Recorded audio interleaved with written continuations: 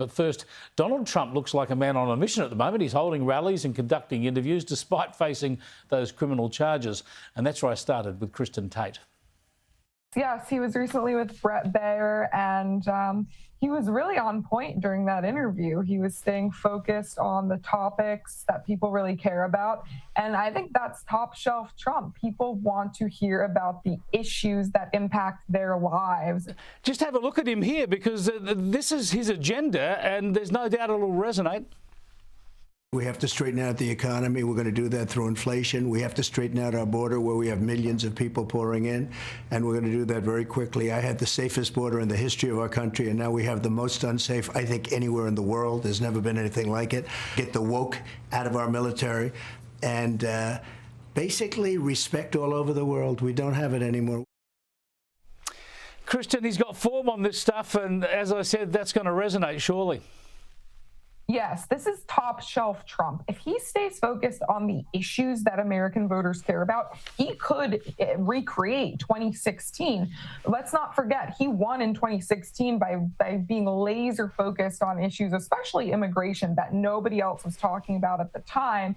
And then in 2020, he was really more focused on himself and the fact that the media was being really unfair to him.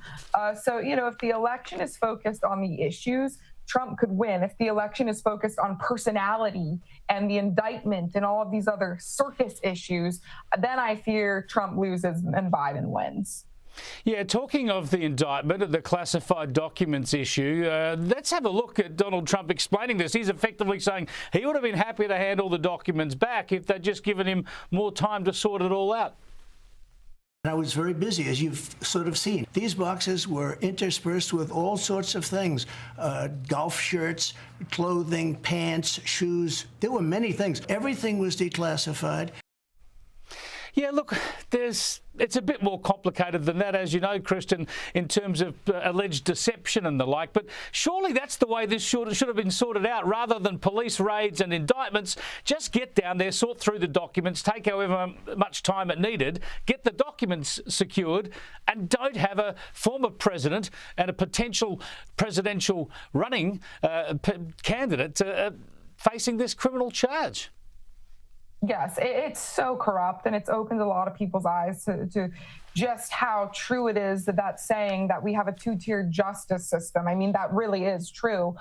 However, I think when it comes to this indictment, Trump should not let the media suck him into too many conversations about this, because the narrative is so important in this election.